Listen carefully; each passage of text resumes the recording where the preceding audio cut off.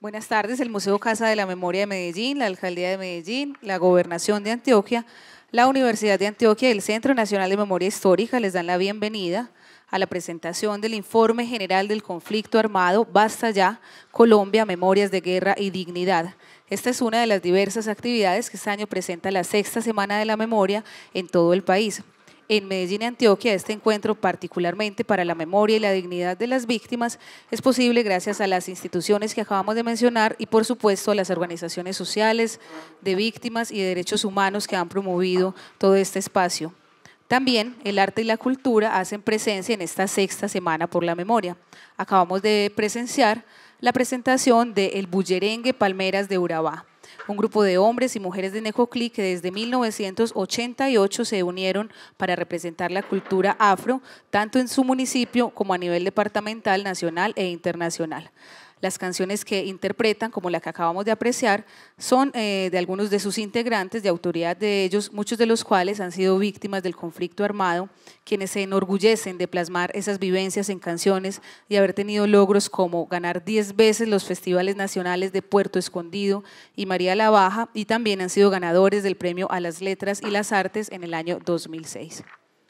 Hoy es el cuarto día de un viaje que han emprendido los investigadores y autores de Basta Ya por distintas ciudades del país, rindiendo homenaje a las víctimas y visibilizando las acciones y procesos de resistencia que, como en el caso de Medellín y Antioquia, han permitido a nuestra sociedad sobrevivir y continuar en medio de la guerra, proponiendo escenarios de vida y esperanza como este, el Museo Casa de la Memoria, nuestro anfitrión el día de hoy. Invitamos a Lucía González Duque, directora del Museo Casa de la Memoria, para que presente un saludo de bienvenida al público. Bueno, estamos muy felices de tenerlos aquí. Muchas gracias por estar aquí a todos y todas. De manera muy especial al Centro Nacional de Memoria Histórica, quien ha convocado desde hace varios años a conmemorar la memoria. Para la Alcaldía de Medellín, para el Museo Casa de la Memoria, realmente es un honor y es un orgullo poder abrir sus puertas definitivamente con esta conmemoración de la memoria, con esta convocatoria que nos hace el Centro Nacional de Memoria Histórica. Gracias a todos los que han hecho posible que durante esta semana y parte de la que sigue, un grupo muy plural de personas estemos haciendo una reflexión profunda sobre lo que significa traer la memoria para construir una nueva manera de estar en sociedad. Evitar esa peste del olvido de la que ya nos había advertido Gabriel García Márquez. Gonzalo, muchas gracias por el trabajo que vienen haciendo en el Centro Nacional de Memoria Histórica. Usted y todo su equipo, muchas gracias por esa inmensa tarea de impedir que quede en el pasado y en el olvido una tragedia humana de semejante magnitud, de la que tenemos que hacer conciencia todos y todas las ciudadanas, porque si bien no todos somos víctimas ni todos somos victimarios, aquí todos hacemos parte de un estado de cosas que tenemos que ayudar a resolver.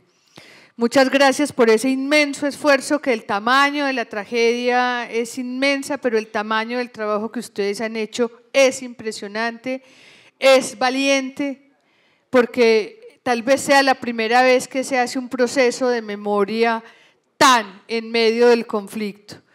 Ustedes han corrido muchos riesgos por advertirle al país que lo que las víctimas han estado relatando es cierto, que lo que los victimarios desde tantos lugares han estado ocultando debe ponerse en la luz pública para que todos hagamos la reflexión. Quiero darle las gracias a todo el equipo, quiero darle las gracias también a Alfredo Molano, que tengo la oportunidad de aquí de hacerle un homenaje. Yo siempre le he dicho que él es mi maestro. Desde mucho tiempo atrás estoy leyendo a Alfredo Molano y compartiéndolo con muchas personas, porque creo que es absolutamente necesario que mantengamos la indignación. Contrario a lo que la mayoría de las gentes dicen en esta ciudad, de que no quieren ver noticias, de que no quieren ver la televisión hablando de las tragedias, yo creo que es absolutamente necesario que todos nosotros hagamos una lectura de esa historia trágica que tiene ya tantos años. Una historia trágica, además, Gonzalo, que en el periodo que ustedes decidieron escribirla entre 1958 y 2012, narra mi historia. Esos son los mismos años que yo tengo. Un montón en los que no conocemos la paz, y resulta que no es en vano que estemos presentando el libro de Basta Ya, ese recuento, el único compendio real que tiene después del libro de la violencia que conocimos de Falsborda, de Guzmán y de sus compañeros. Este es el último libro, el único libro que compendia finalmente la dimensión, el daño, las causas, los actores de una tragedia, pero que también da cuenta de las resistencias que hoy nos permiten estar de pie y dando una lucha por los derechos humanos, por la construcción de una vida realmente digna.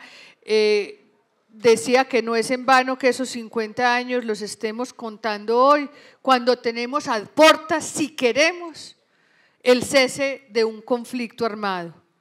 Si no nos sentamos a mirar con sospecha cada conversación y a esperar a ver si se revienta, yo propongo que hagamos al revés uno de nuestros dichos y digamos creer para ver.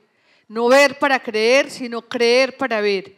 Tenemos la posibilidad de que por lo menos uno de los grupos armados deje las armas y podamos concentrarnos en la construcción de la equidad y de la vida digna.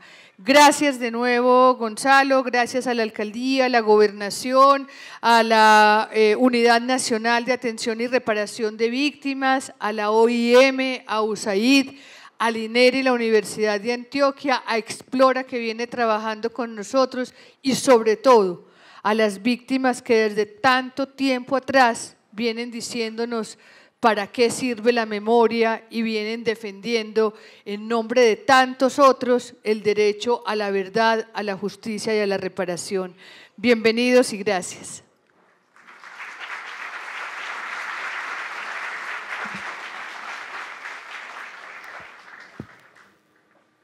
Muchas gracias al Museo Casa de la Memoria por abrirnos sus puertas a las víctimas y a la sociedad en su conjunto, y así comenzar a ser un lugar para la creación, las ideas y la lucha contra el olvido.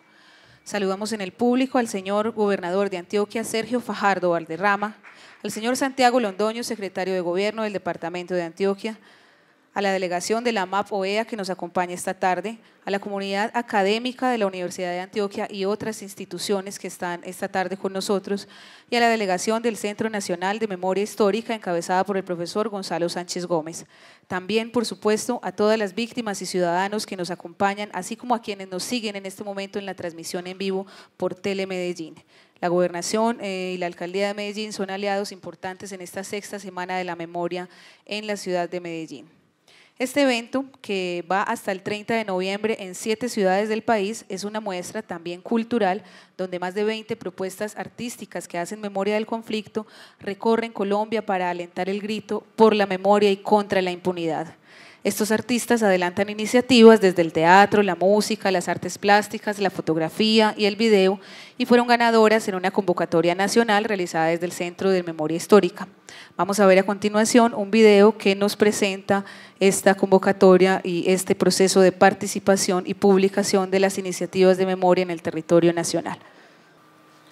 Basta ya, Memorias de Guerra y Dignidad es el título del Informe General del Conflicto Armado que el Grupo de Memoria Histórica entregó el pasado mes de julio al país y al presidente de la República, Juan Manuel Santos, en un acto protagonizado por las víctimas y ciudadanos de todo el país.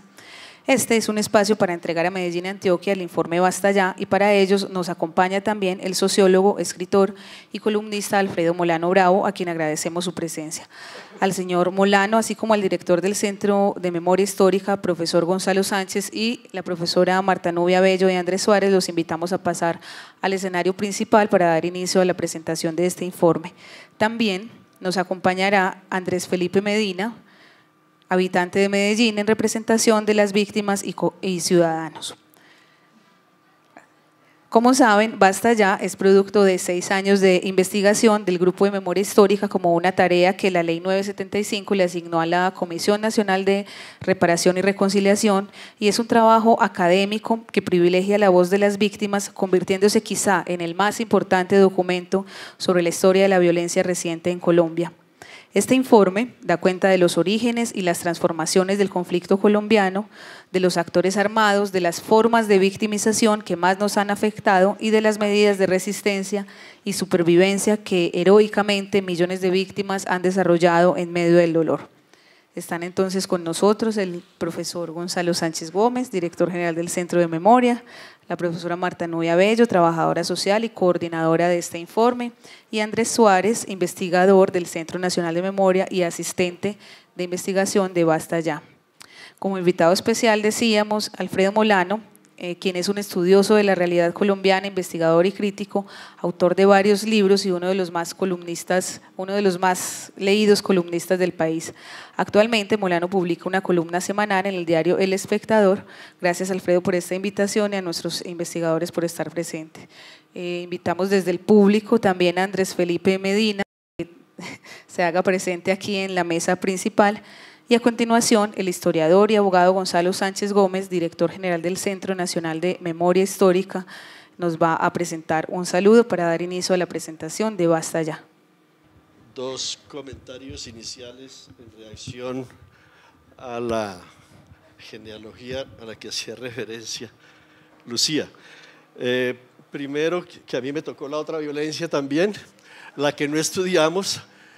Y que no estudiamos obviamente no porque no supiéramos lo que ella significa en lo que ha dejado para el país en los años posteriores, sino que por el mandato legal nosotros debíamos circunscribirnos en el origen de este informe a un periodo que se señaló origen y evolución de los grupos armados ilegales, sin desconocer obviamente que muchas de las raíces de fondo de estos mismos grupos armados ilegales están en los años 50 y 60, como lo planteamos explícitamente en el informe sobre las FARC que acabamos de sacar esta semana, sobre las FARC, guerrilla y población civil.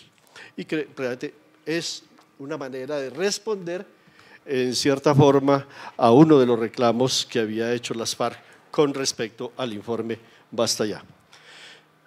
Señor gobernador Sergio Fajardo Valderrama, muchísimas gracias por acompañarnos. Señor secretario de Gobierno de Antioquia, Santiago Londoño. Señor Jorge Mario Alzate, director territorial de Antioquia, Unidad de Víctimas. Lucía González, directora de la Casa Museo. Querido Alma Uranda,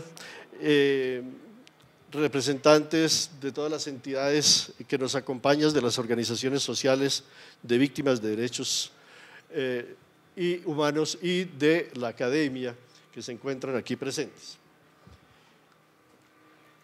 Tres realidades históricas que parecerían reclamar para sí tres tiempos diferentes se despliegan de manera simultánea hoy en nuestro país y se conjugan para anunciar la posibilidad de volver a considerar bajo una perspectiva de futuro el Estado colombiano sobre nuevas bases. Una primera realidad histórica tiene que ver con el hastío frente a la expansión y duración extraordinaria de un enfrentamiento a muerte que en vez de debilitarse se ha incrementado cada cierto tiempo, afectando a sucesivas generaciones de colombianos durante el último medio siglo o más, y fundamentado en viejos y nuevos problemas sociales, en viejos y nuevos intereses y con la participación de viejos y nuevos sujetos capaces de dar rienda suelta a diversos modos de violencia. La segunda realidad histórica responde a la apremiante necesidad de llegar a un acuerdo de paz con quienes, acumulando reclamos irresueltos, históricamente se han ubicado en uno de los extremos del conflicto armado. Y la tercera está asociada a las exigencias a viva voz cada vez más perentorias de verdad, justicia, reparación y garantías de no repetición por parte de las víctimas individuales, las comunidades afectadas en las distintas regiones del país, las organizaciones y defensores de las víctimas y la sociedad colombiana consciente de esos reclamos. Cuando una nación en un momento decisivo de su historia, como este que atraviesa Colombia, decide escuchar con atención a las víctimas, asume revisar la relación entre violencia y política que le ha sido propia.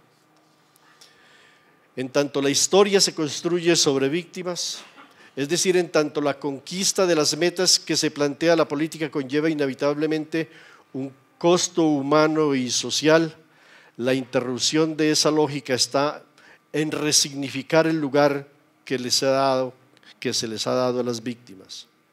Durante décadas estas fueron definidas con el mismo discurso que legitima la guerra, como si hicieran parte de ella y no se hubieran visto súbitamente a la intemperie, en palabras de Benjamin, en un paisaje en el que nada había quedado incambiado a excepción de las nubes. Por el contrario, las víctimas eran vagamente reconocidas bajo el apelativo genérico de la población civil, o peor aún, bajo la endurecida expresión de daños colaterales. Desde esta perspectiva, fueron consideradas como un efecto residual de la guerra y no como el núcleo de sus regulaciones. En la constelación de políticas, leyes y acciones del Estado orientadas a hacer suyo el propósito de resignificar a las víctimas y escuchar con oído atento sus reclamos para poder cumplir con el deber ineludible de memoria, fue creado el Centro de Memoria Histórica por la Ley de Víctimas y Restitución de Tierras. Por mandato y por la profunda convicción de los investigadores que aglutina, el Centro de Memoria Histórica no pretende generar un discurso oficial sobre el conflicto armado en Colombia, sino fortalecer las iniciativas de memoria ya existentes y estimular aquellas que buscan manifestarse mediante el apoyo que como institución pueda brindarles. Asimismo, tiene la misión fundamental de asumir la recolección, conservación y divulgación de un archivo que a su vez permita generar experiencias plurales de reconstrucción de memoria como aporte a la realización del derecho a la verdad de las víctimas. Para que no sea nuestra memoria histórica simplemente un acumularse incesante de ruinas sobre ruinas, una memoria tumbada como la de los muertos de Rulfo, la memoria de una historia paradójicamente incesante y congelada en la repetición de la violencia, la memoria histórica con perspectiva de futuro por la que abogamos está llamada a cumplir múltiples funciones. Una función esclarecedora de los hechos de violencia, de los intereses que los provocaron y de los diversos actores. Una función reparadora de la dignidad de las personas que fueron objeto de las diversas acciones que las victimizaron. Y una función complementaria de la acción judicial encargada de juzgar a los responsables de tales crímenes y de imponerles sanciones y reparaciones concretas y dignificantes. La memoria de las víctimas, además, cumple un papel histórico en el presente, en tanto ha sido invocada en el proceso de paz que hoy se adelanta. En contra de lo que se piensa, los interlocutores en la mesa de negociaciones por la paz no son solo dos. Bien sea que esté llamada a declararse de manera explícita, bien sea que tenga una presencia omnisciente en las negociaciones, la memoria de las víctimas es una interlocutora más, puesto que no se puede llegar a una paz justa y duradera sin que la justicia hacia los vivos tenga en cuenta también la justicia que se le debe a los muertos, a los sobrevivientes y a las víctimas en general, así como no se puede llegar a una paz justa y duradera sin que la misma justicia encarnada en el Estado reconozca y asuma la responsabilidad pública y la existencia de la violencia que también en ocasiones ha estado ligada a sus acciones y a sus agentes. Desentrañar las distintas lógicas de la violencia que se ha ejercido contra los habitantes inermes y vulnerables de las veredas, caseríos, municipios y ciudades contra las mujeres,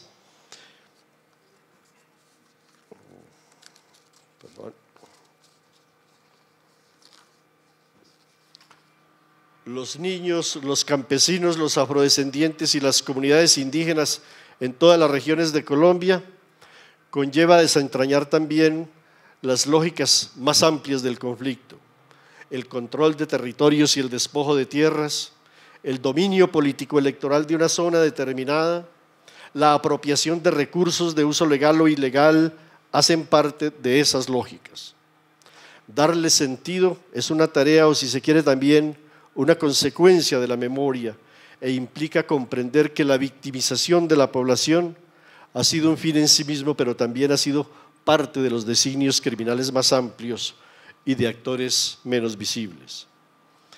La Semana por la Memoria es una pausa en el tiempo y una congregación en el espacio que inauguró el Grupo de Memoria Histórica en 2008 y que año tras año se ha venido ritualizando a semejanza de otras iniciativas de memoria de las cuales hemos sido testigos.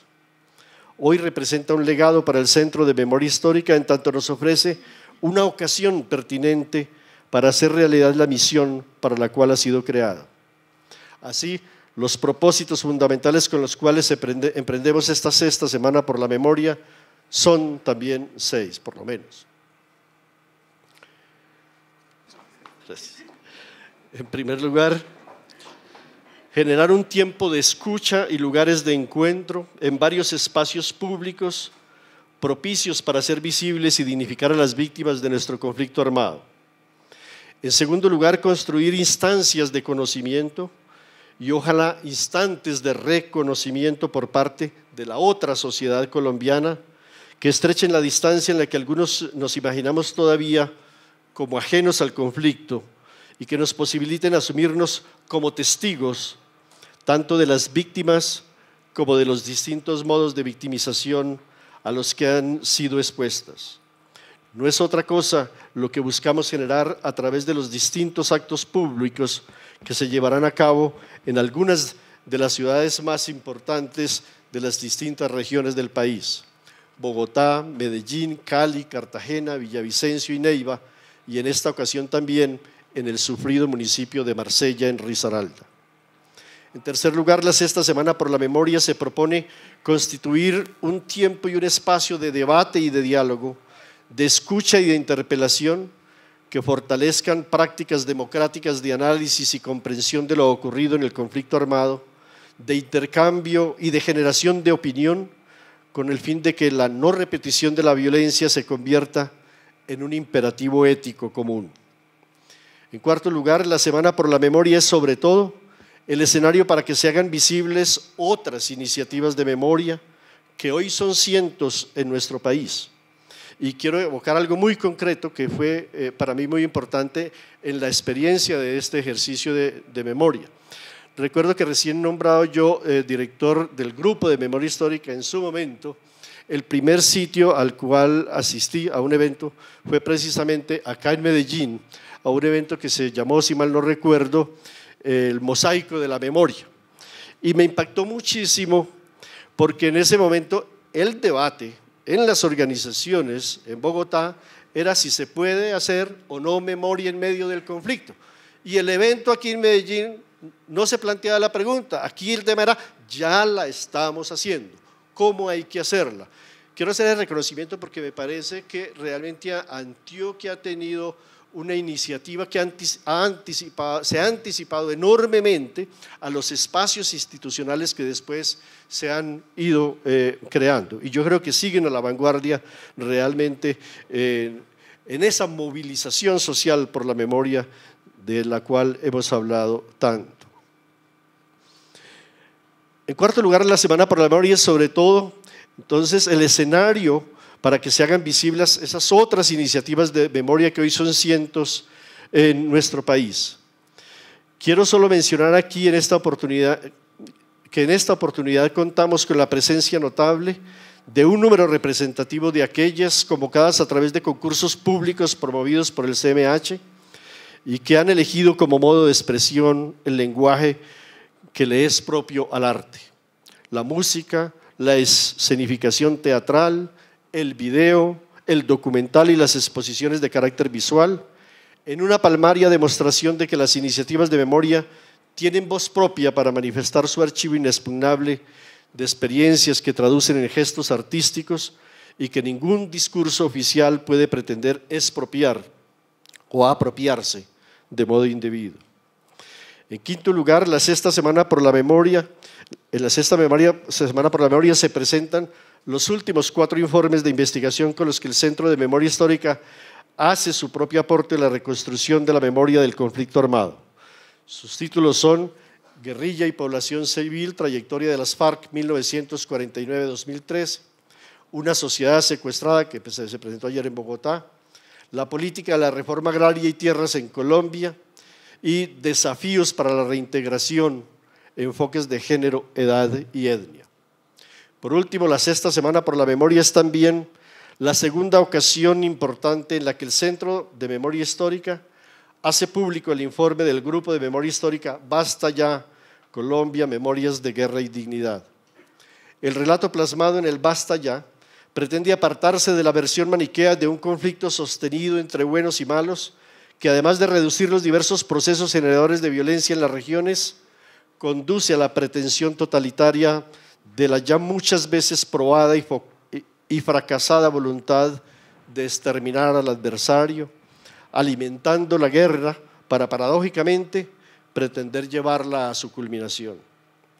Las memorias de las víctimas nos recuerdan que nuestro conflicto es un conflicto de intereses que no desaparecen con el exterminio del otro, que el nuestro no es un conflicto determinado por valores morales intransigentes y que por lo tanto es sujeto de negociación. Las otras violencias que nos convierten a todos de un modo u otro en sujetos vulnerables, esas violencias de la vida cotidiana, deberían bastar para demostrarnos que la crisis en la que vivimos inmersos desde hace ya demasiado tiempo no es un asunto ajeno ni circunscrito al conflicto armado, que no se puede acabar con la violencia sin cambiar nada en la sociedad. El informe general del Grupo de Memoria Histórica muestra cómo la violencia de la desaparición forzada, la violencia sobre el líder sindical perseguido, la violencia del desplazamiento forzado, la del campesino amenazado, despojado de su tierra, la violencia contra el cuerpo de las mujeres, se vive en el medio de profundas soledades. La cotidianización de la violencia, la ruralidad y el anonimato de la gran mayoría de víctimas han dado lugar a una actitud sino de pasividad, sí de indiferencia, alimentada además por una cómoda percepción de estabilidad política y económica de los ciudadanos que todavía hoy sienten que la violencia es un problema ajeno a su entorno. Es urgente desplegar una mirada que sobrepase la contemplación de las víctimas. Ante el dolor de los demás, como diría Sontag, la indignación es importante, pero resulta insuficiente.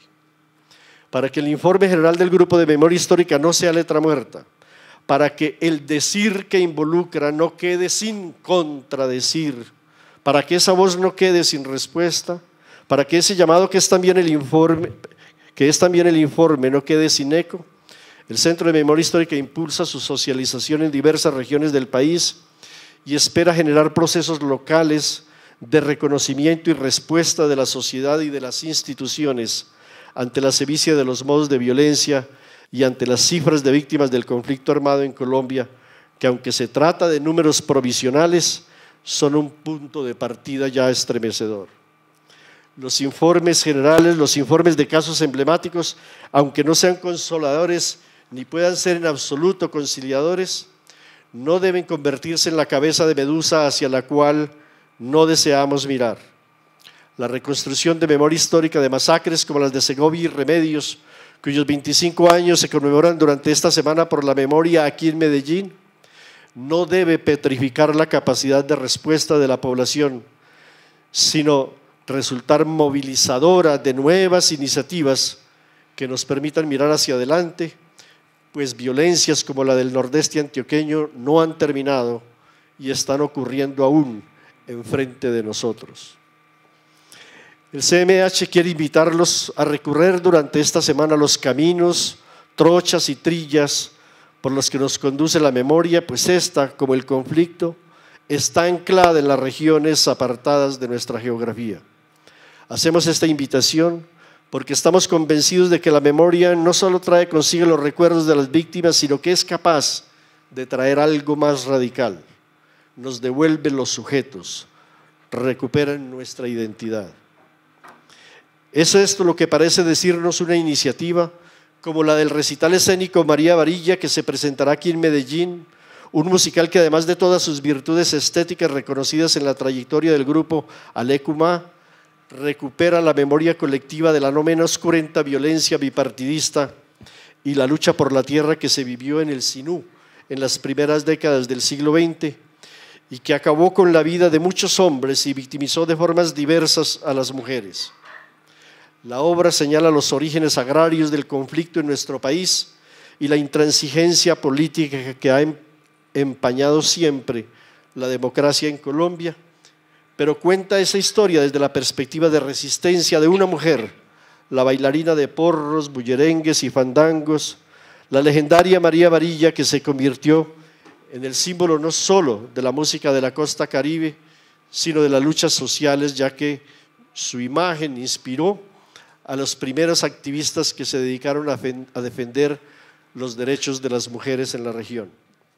Conscientes de la precariedad de la transmisión de la memoria, conscientes de los peligros a los que está expuesta su permanencia, amenazada por el paso del tiempo tanto como por los discursos con los que la interpretamos, creemos que una de las maneras de neutralizar esos peligros es movilizarla, no petrificarla, no dejarla petrificar.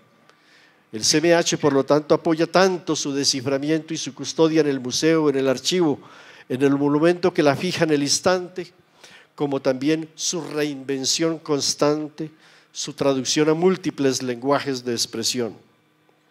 Otra de las iniciativas que tendrán lugar en Medellín es la inauguración de la exposición In Humus del artista plástico Andrés Felipe Restrepo, que podemos leer como una metáfora de barro, elocuente de lo que le sucede a los cuerpos, al cuerpo de la nación, al cuerpo de la democracia, al cuerpo de las víctimas y al cuerpo de los sobrevivientes de la desaparición forzada, una de las violencias que arrastra consigo más dolor y soledad en quienes puedan durar toda una vida esperando recibir indicios que les permita encontrar la última huella de los familiares o amigos desaparecidos.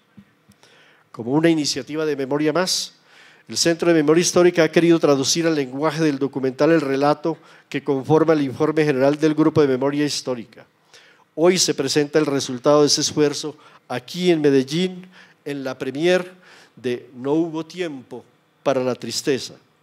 Sea la ocasión para agradecer a todo el equipo que trabajó para lograr una producción impecable, la hábil selección de algunos de los hallazgos del informe y el contrapunto entre una narración que atrapa y los testimonios de algunas víctimas emblemáticas filmados con calidez y en medio de los sobrecogedores escenarios que ofrece nuestra geografía, la cual genera un contraste entre belleza, violencia y resistencia que logra fijarse en el recuerdo de quienes lo vemos.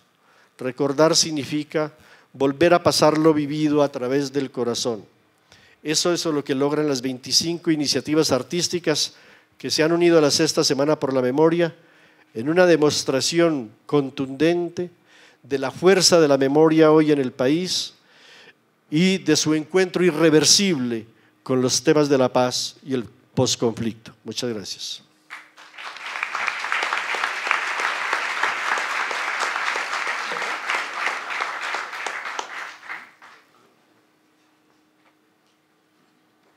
Muchas gracias al profesor Gonzalo Sánchez Gómez por sus palabras.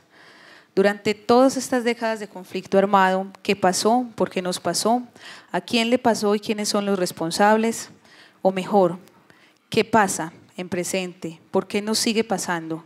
¿Cuáles son los mecanismos de impunidad y cómo la sociedad se niega a olvidar y a luchar y lucha por la vida anhelando la paz?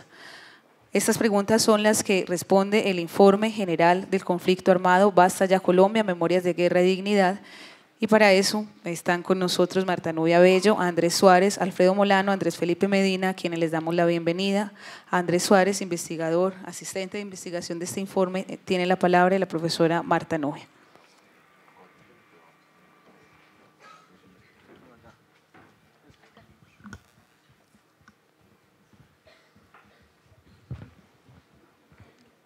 Buenas tardes a todos.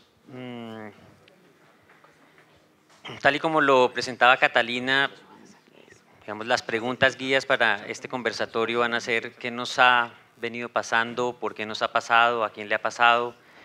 Yo voy a tratar de dar unas luces muy generales o unas líneas muy generales sobre las dos primeras preguntas. Yo hablo mucho, entonces espero que con sus caras, para no mirarla a ella, ustedes me vayan diciendo pare, porque ya ella está desesperada, pare. Lo advierto de antemano. El punto de partida, digamos, el primer gran hallazgo de este trabajo, la primera gran información que nos tiene que escandalizar como sociedad, como nos escandalizó a nosotros como investigadores de este ejercicio, es haber constatado que pudimos documentar 220.000 muertos como producto del conflicto armado, 40.000 de ellos combatientes y 180.000 de ellos civiles.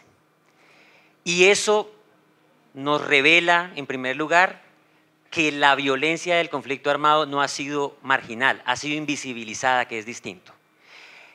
Y el que nos enfrentemos a semejante grado de invisibilización hace muy importante el trabajo de memoria que han hecho las víctimas.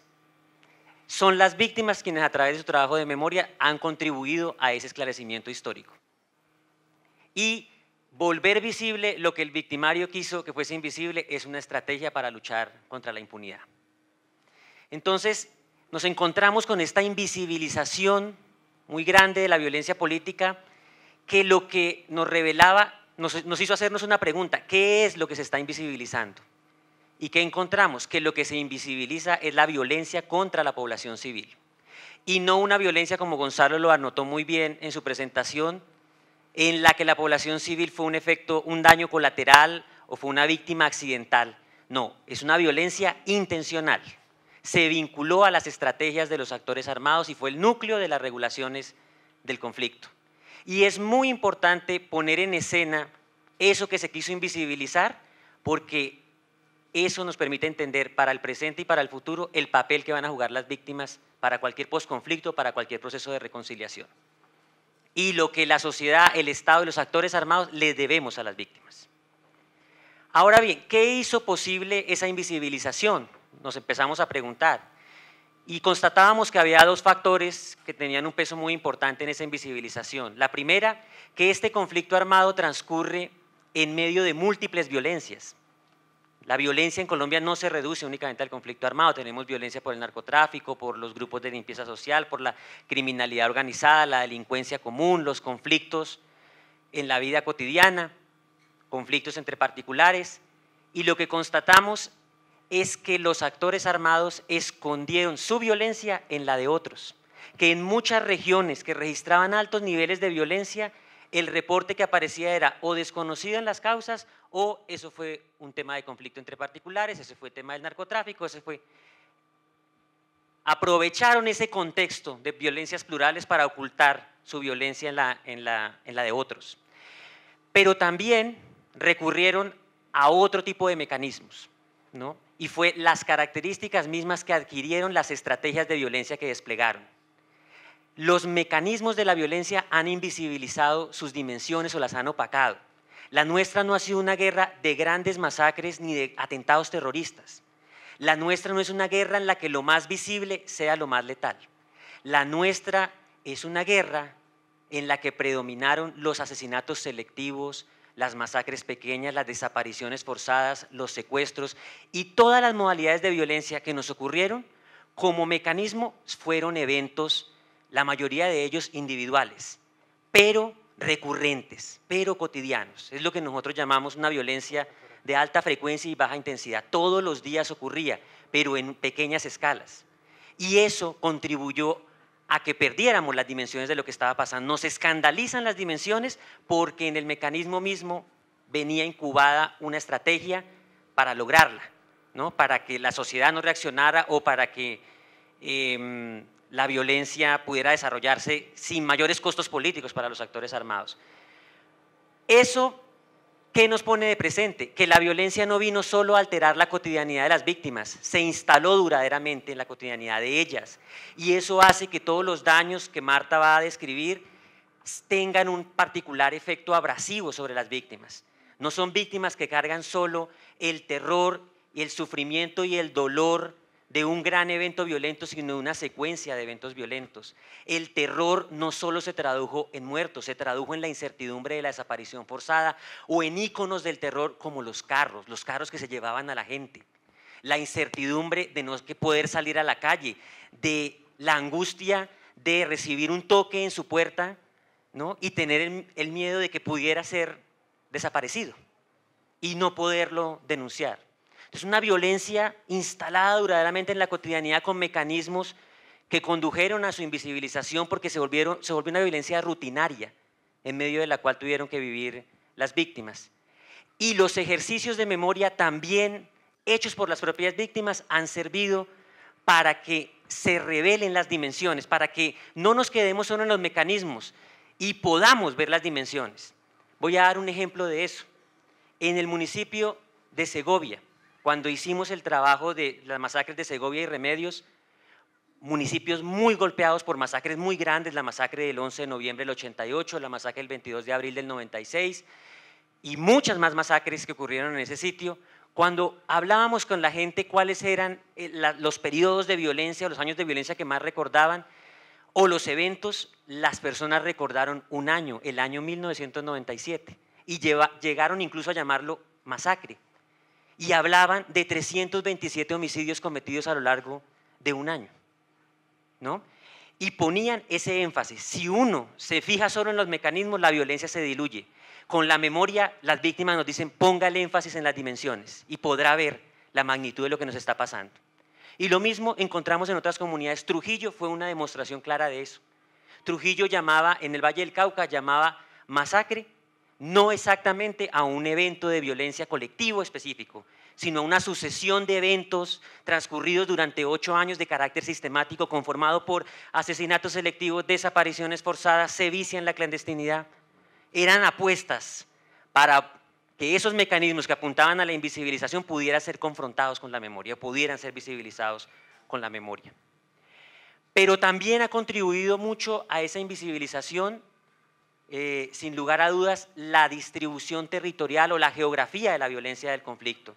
La mayoría de las víctimas del conflicto están en las zonas rurales. El conflicto ha transcurrido en la ruralidad. A la ciudad le ha llegado en forma de desplazamientos forzados. Ha llegado en momentos puntuales de la guerra y ustedes como Medellín lo saben mejor que nadie. Pero en ese mundo rural se concentra la mayor cantidad de las víctimas. Voy a hacer uso de una relación demográfica para que podamos entender de qué estamos hablando o de la escala de lo que estamos hablando. En este país, el 75% de las personas viven en centros urbanos y el 25% en zonas rurales. La distribución demográfica de las víctimas del conflicto es a la inversa. La mayoría de las víctimas viven donde vive menos gente y eso revela la magnitud del daño, la dimensión del impacto. Y ese país rural, ese es el país al que Gonzalo se refiere cuando nos dice es que nosotros pensamos desde el país urbano que esa guerra no es nuestra, que esa es la guerra ajena, ¿no? Y que yo solo reacciono a aquello que tenga más próximo. Planteamiento que uno también podría cuestionar por lo que acabo de decir. Los desplazados los tenemos muchos de ellos en las grandes ciudades. Si no tenemos conciencia de la magnitud del desplazamiento, en el informe damos un dato. ¿Qué pasaría si conformáramos un nuevo asentamiento urbano con los desplazados? Con 5.700.000 desplazados tendríamos la segunda ciudad más grande de Colombia, después de Bogotá. Para que tengamos cuenta de las dimensiones. El mismo desplazamiento también operó con estos mecanismos que les digo de invisibilización, porque el 73% de los desplazamientos han sido individuales y no masivos, no han sido éxodos. Entonces tenemos una rutinización de la violencia, una ruralidad en el transcurrir de la guerra y de la violencia que han contribuido a la invisibilización, pero también lo ha hecho el hecho de que la mayoría de las víctimas de esta violencia han sido personas anónimas, han sido campesinos, han sido obreros, han sido empleados, ha sido el docente, ha sido la promotora de salud. Esos que para nosotros pueden no ser los más importantes, no aparecen en las páginas de los medios de comunicación y de los periódicos. De ahí la importancia de la dignificación, de darles un rostro, ¿no? De saber cuál fue el proyecto que no pudieron realizar, como nos decía Ricardo Silva en Bogotá, al otro día, porque la violencia o porque los actores del conflicto armado impidieron ese sueño. pero ellos eran los engranajes de la vida cotidiana de las comunidades. Los conductores, los tenderos, todos ellos eran los engranajes y los motores de desarrollo, los líderes comunitarios. A la academia y al trabajo de memoria le hace falta muchísimo más para visibilizar la violencia contra el líder comunitario, el presidente de la acción comunal, el que salía de la vereda a entablar el vínculo con el Estado para que llegaran bienes públicos a las comunidades. Matar a un solo líder comunitario aislaba a una comunidad y rompía todo el tejido social. Y no estamos ante un evento de gran magnitud. Y como ocurrió con los líderes comunitarios, ocurrió con los sindicalistas, ocurrió con los defensores de derechos humanos, ocurre con los militantes políticos, y pueden cuantitativamente no ser muchos, pero su papel para la democracia es fundamental. Y esas pérdidas son irreparables y eso hace parte del daño que habrá que rever y que habrá que resarcir, ¿no? Quiero decir sobre el tema de los militantes políticos que encontramos en nuestro trabajo una violencia muy fuerte sobre ellos, con una particularidad. La mitad de esas víctimas pertenecían a movimientos o partidos políticos de izquierda. Un 27% pertenecían al Partido Liberal y al Partido Conservador, a los partidos tradicionales. Un 15% pertenecían a los movimientos políticos de quienes abandonaron las armas y quisieron volver a la competencia política sin las armas. Y el restante porcentaje a movimientos independientes. Y esa cifra que nos muestra, sí, que han sido afectados a todos. Pero ojo, no nos confundamos a la hora de valorar la cifra. El que la mitad de las víctimas, que eran militantes políticos, pertenecieran a la izquierda, tenemos que verlos en perspectiva de la demografía electoral o política, ¿no? Esos que son de la izquierda, la mitad de las víctimas no son la mitad de los que tienen la participación político-electoral ni la representación político-electoral, eran los que tenían el 5, el 10%, eran minorías políticas. Por el solo hecho de ser minorías fueron vistas como amenazas y se convirtieron en objeto o sujetos de exterminio, ¿no? Entonces, no solo por su condición de minoría, sino por impedir que pudieran ser algo más que minorías, porque eso que vemos como minoría nacional, en lo local y regional fueron mayorías, ¿no? Y se arrasaron y se exterminaron. Entonces, ese es un punto muy importante. También está la violencia contra los partidos tradicionales, ¿no? Que también tiene que ser reconocida y hace parte de este ejercicio de reconstrucción de memoria y de reconocimiento de responsabilidades. Ahora, tendremos que evaluar muy bien si a esos partidos tradicionales los atacan en su condición de partidos tradicionales o a cuántos de ellos atacan por sus alianzas, movimientos de izquierda, ¿no? Recuerden que el Partido Liberal de los 80 era una miriada de fragmentos donde habían tendencias de izquierda. Bueno, ninguno de ustedes del público me hizo la cara, me lo hizo una compañera del Centro de Memoria, entonces. Pero quiero también resaltar que también es muy difícil el regreso a la vida política de los que estuvieron en armas. Ese 15% tampoco podemos pasarlo de afán. Digamos, la mayoría de ellos fueron militantes de Esperanza, Paz y Libertad, el movimiento que se conforma después de que se desmoviliza el EPL, pero también el M-19, la corriente de renovación socialista, hace parte de un exterminio que es muy local, muy regional en los Montes de María, que no hemos estudiado y no hemos visto, ¿no? Y no hemos visto esos impactos en el escenario local y regional. Y tomo este punto también para ir cerrando el primer capítulo, porque no me dejaron decir algo del por qué. ¿O sí me dejas, Marta? 10 minutos. Diciendo que nuestra gran conclusión es que esta ha sido una violencia de alto impacto local y regional. Ahí es donde están gran parte de los daños, ahí es donde están gran parte de las deudas por resarcir y de baja visibilidad nacional, ¿no? Y toca que esa baja visibilidad nacional o incluso urbana se solidarice con eso que está pasando en el país rural o en el mundo rural. Ahora bien, todas estas violencias que han afectado a la población civil tienen agencia, tienen responsables, y ese fue un imperativo para el trabajo del centro. No es suficiente con que sepamos la magnitud de lo que pasó, las características de lo que pasó, quiénes fueron las víctimas, si no identificamos a los responsables, porque los responsables tendrán que asumir su responsabilidad. Sin eso, no vamos a tener bases ciertas para un proceso de reconciliación firme y sólido. Y en ese proceso de reconocimiento de las responsabilidades o de identificarlos, encontramos que todos los actores armados hicieron de todo, pero unos hicieron recurrieron más a unas prácticas de violencia que otros. Todos fueron crueles, pero de maneras distintas, si me permiten la expresión. En las guerrillas encontramos una prevalencia por los delitos contra la libertad y contra los bienes, ¿no?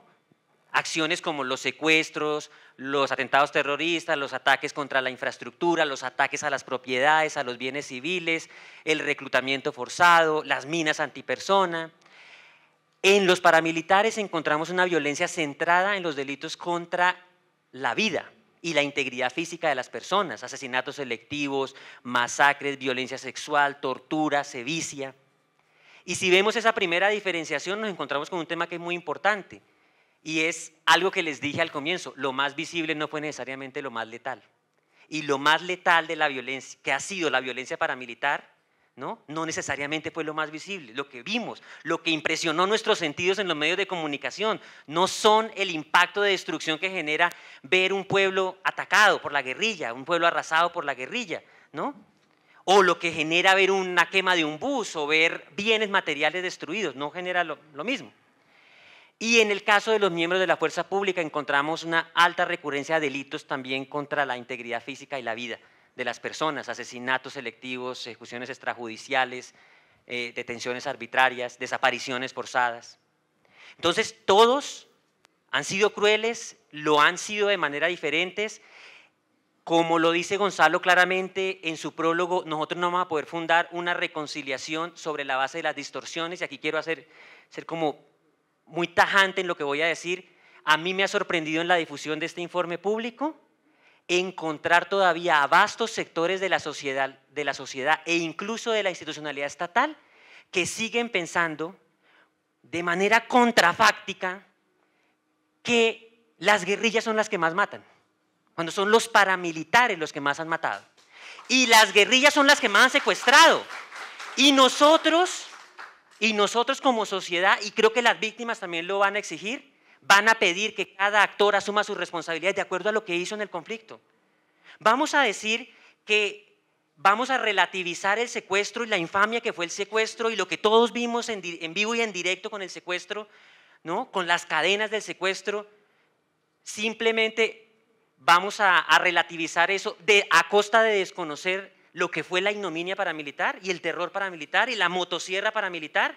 Ambas cosas hay que reclamarlas, y ambas cosas en su particularidad merecen toda nuestra condena, ¿no? Como también la merecerá, con el agravante que tiene la participación de miembros del Estado, la vileza de los falsos positivos. También tendrá que, pero todos van a tener que tenerla, y no vamos a entrar en jerarquizaciones. Tenemos que tener una postura ética y política como sociedad muy fuerte. Ya basta ya a volver la vida y la libertad medios para justificar cualquier proyecto político o cualquier acción por la vía armada, ¿no? Entonces, no estamos pretendiendo relativizar la violencia de uno u otro, sino que se reconozca la de todos, en cada una de sus dimensiones. Y a los actores armados también tenemos que pedirles algo muy importante. Usted tiene que reconocer lo que hizo, pero no relativizándolo, minimizándolo, mirando lo que hicieron los otros. Eso nos toca a nosotros, la sociedad, y le toca a las víctimas reclamarlo. No me minimice sus propias atrocidades o sus crímenes viéndolos del otro. También vamos a ver los del otro, pero cada uno tendrá que asumirlo. Y lo otro que es muy importante también como mensaje de este informe, que lo aprendimos de las víctimas y que nos lo han dicho las víctimas, es que llegó la hora de decirle a los actores armados que las víctimas ya decidieron no dejarse expropiar más su voz por ellos. Las víctimas han visto con dolor y con revictimización cómo nos hemos enfrentado a procesos de justicia transicional, y el que viene no nos debería pasar eso, a una verdad de los héroes, cuando lo que necesitas es una verdad de los arrepentidos.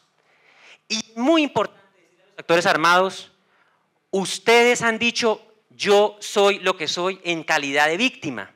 Yo soy un victimario que viene de ser víctima.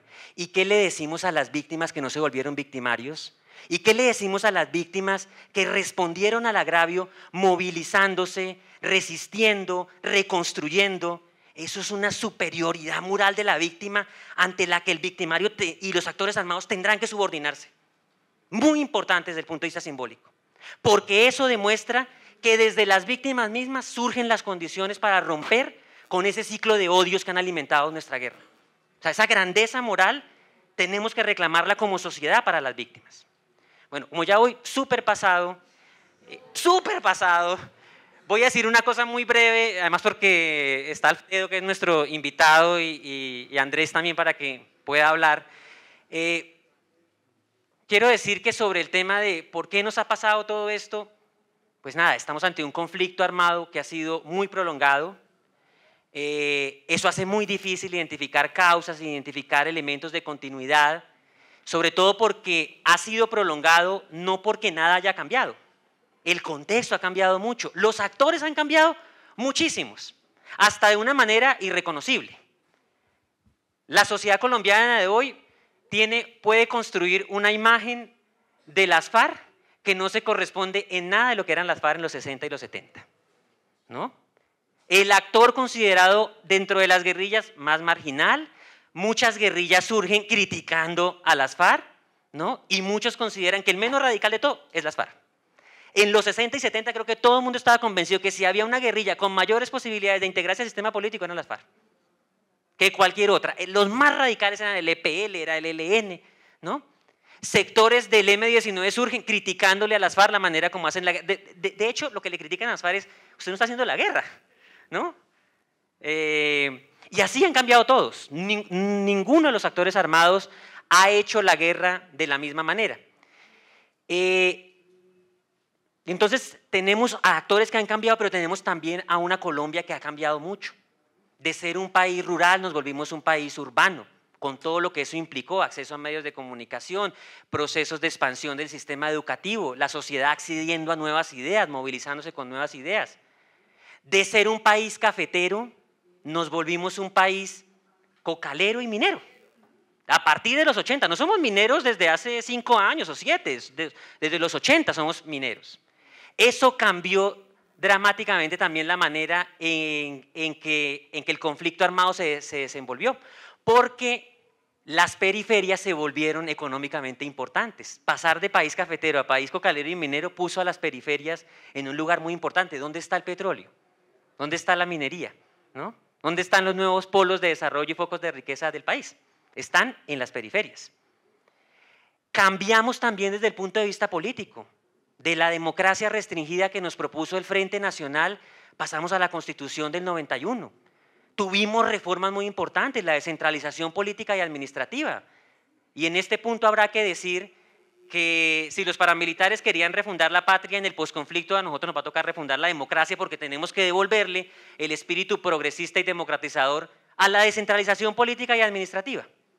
Por ejemplo, que fue un gran logro político para este país, pero que el conflicto armado nos lo saboteó y nos lo distorsionó. Tenemos que garantizar que la constitución política del 91, que fue tan importante para Colombia, llegue a toda Colombia. Fue al país urbano, y cuando llegó al país urbano, cambió el país urbano, cambió su mentalidad política, pero no llegó al país rural ni llegó a los sitios más afectados por la guerra, ¿no? Hay un compromiso de expansión. Entonces, han cambiado los contextos, han cambiado los actores, pero lo que tenemos en común es que la guerra sigue, ¿no? Yo puedo no entender los cambios en la intensidad del conflicto armado sin entender los cambios en las estrategias de los actores armados. Y eso es vital para poderlo entender, pero eso no me explica a mí la prolongación del conflicto. Entonces, ¿qué es eso que se prolonga a pesar de los cambios, ¿no? ¿O qué hay en los cambios que permiten que el conflicto armado se nos haya enquistado, así que no podamos superarlo, ¿no? Esa pregunta es muy importante porque lo que nos deja claro es que los actores armados pueden querer hacer la guerra y planearla y ver cómo la hacen, pero una cosa es que yo quiera hacer la guerra y otra cosa es que lo logre, que me pueda quedar. Y para quedarme, no me puedo quedar en una guerra tan prolongada si no tengo recursos económicos, si no tengo anclajes sociales, si no tengo oportunidades políticas que explotar. Y ahí están los elementos estructurales sobre los que tenemos que intervenir. Ahí está lo que Gonzalo ha dicho cuando nos contaba en su presentación. No podemos creer que la solución del conflicto se debe basar en la ilusión de que la violencia va a terminar sin cambio, ¿no? Porque aún en todos los cambios que hemos tenido, tenemos elementos de persistencia. Y podemos sacar actores de la guerra, pero otros pueden surgir. Podemos tener un posconflicto muy traumático, muy fragmentado, con muchos actores, y no intervenimos en esos factores estructurales, que son el anclaje de los actores. Entonces, buscando como unas líneas de continuidad de cuáles pueden ser esos factores de continuidad, cuáles pueden haber sido factores de ruptura, pero que nos explican esa prolongación del conflicto, nosotros apostamos como por 6 grandes factores. No los voy a describir, porque entonces ahí sí no dejo hablar a Marta ni a Alfredo, voy a enunciarlos únicamente. El primero es el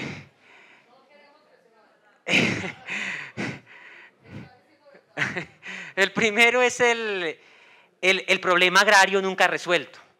El tema de la concentración de la tierra, del uso improductivo de la tierra, de la expansión continua de la frontera agrícola, de la apertura de nuevos frentes de colonización, ¿no? Que lo único que ha hecho es ir generando condiciones territoriales, sociales y políticas para que el conflicto continúe. Hoy más que nunca, lo que en algún momento dijo Luis Carlos Galán tiene toda la razón, en Colombia hay más territorio que Estado. Y eso es lo que pasa si yo sigo expandiendo la frontera agrícola. El Estado no va a poder seguir yendo detrás con la aspiración de tener procesos de institucionalidad locales fuertes, ¿no? Entonces, ahí estamos y tenemos que abocarnos al tema del problema agrario, porque es en el mundo rural donde están la mayoría de las víctimas, ¿no? Ese es uno de los temas. Y estamos enfrentados, además, quiero resaltar aquí el importante planteamiento que hacía el Informe de Desarrollo Humano Colombia Rural, cuando nos muestra la gravedad con la que hemos llegado con el tema del uso improductivo de la tierra. 39 millones de hectáreas dedicadas a la ganadería, un potencial de 24. 4 millones de hectáreas dedicadas a la agricultura sobre un potencial de 21. Y 8 millones de tierras o abandonadas o despojadas. Imagínense, bueno, ahí les dejo ese dato nomás. Los otros factores, ahí sí los voy a anunciar porque ya me dijeron acá que 3 minutos. Son lo que nosotros llamamos el miedo a la democracia. Simplemente voy a decir respecto al miedo a la democracia es, mire, tenemos una democracia distorsionada por la guerra. El cuento de que la democracia más estable de Colombia, de toda América Latina, yo le puedo decir, la guerra más larga también de América Latina. Y esos no pueden coexistir, no sin distorsiones. Por eso les decía antes, nos va a tocar refundar la democracia, ¿no? Volver a repensarla. ¿Y qué distorsiones hemos tenido a la democracia en cuenta de la guerra? Voy a enunciar solamente 2. Una, la estigmatización, que no es sino miedo a la oposición política, y la instrumentalización de actores armados, que no es sino el miedo a la autonomía. El miedo a que la gente piense de manera distinta a la agenda que el actor armado le quiere poner a la población. Voy a decir aquí una frase que le escuché a mi compañero Luis Carlos Sánchez en la presentación del Basta Ya en Villavicencio, que me parece que resume muy bien este tema de la democracia. Ahí acabo democracia. Decía Luis Carlos, es muy peligroso ser demócrata en la democracia colombiana, que además se ha erigido sobre 60 años de guerra. El otro tema importante para nosotros es el tema del narcotráfico, proveedor de recursos, revulsivo de los grupos paramilitares, ¿no? Generó procesos de corrupción y de debilidad institucional muy fuertes en su guerra contra el Estado, pero también en su intento de cooptación. Y el narcotráfico, permítanme decirle acá, como todos los factores que les he enumerado, no son factores aislados, entre ellos se van articulando. El narcotráfico no está disociado del problema agrario. ¿Quiénes son los que hacen las compras masivas de tierras? ¿Quién aprovecha la inviabilidad de la economía campesina en la periferia que no se puede integrar para expandir cultivos ilícitos? No es solo el narcotráfico que vino a alimentarnos la guerra. Factores que alimentaron la guerra le sirvieron al narcotráfico y los explotó. Muy importante también reconocer, esta guerra ha sido nuestra. Tiene sus factores internos y la tendremos que resolver nosotros, pero es una guerra que transcurre en una era global. Nosotros no podemos entender nuestra guerra sin las presiones y las influencias de las políticas internacionales. No podemos entender nuestra guerra sin lo que significó la Guerra Fría, sin lo que significó la lucha contra el narcotráfico y la lucha contra el terrorismo. No la podemos entender sin esos factores que atizaron y que fueron no solo referentes ideológicos, sino que dieron recursos económicos para el desarrollo de la guerra. Un quinto factor muy importante es que el Estado ha sido protagonista del... Ay, sí, bueno, ya. Sí.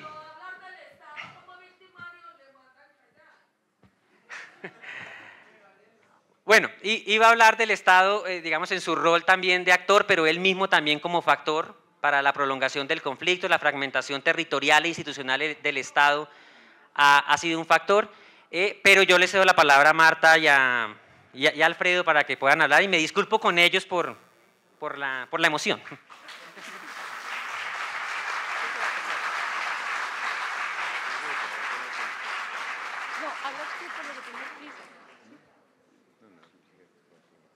¿Sí?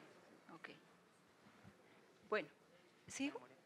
Bueno, estábamos tratando de hacer un cambio de orden, pero mantenemos.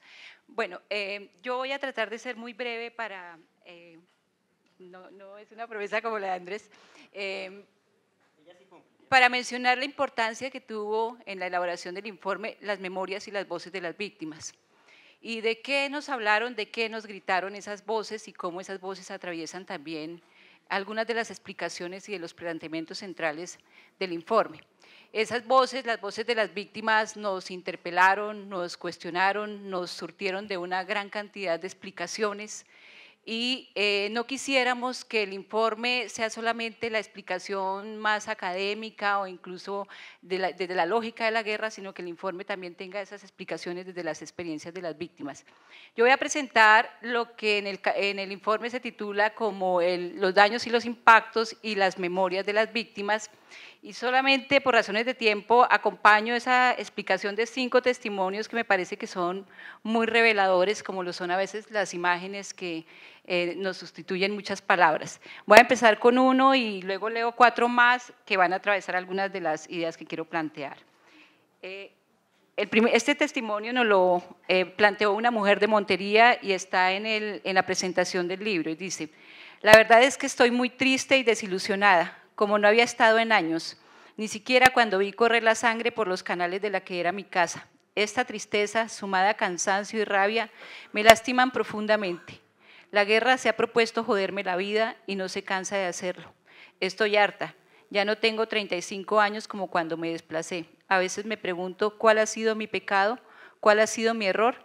Yo me he tenido que enfrentar a un Estado y a una sociedad podridos, a un sistema macabro en donde sobrevive el que tiene los medios para someter al resto. No le estamos quitando la tierra a nadie, tenemos derechos, solo queremos que se nos garanticen esos derechos. Ese es un testimonio para nosotros muy fuerte en términos del cansancio, el agotamiento y la voz de reclamo que hay también en esta mujer.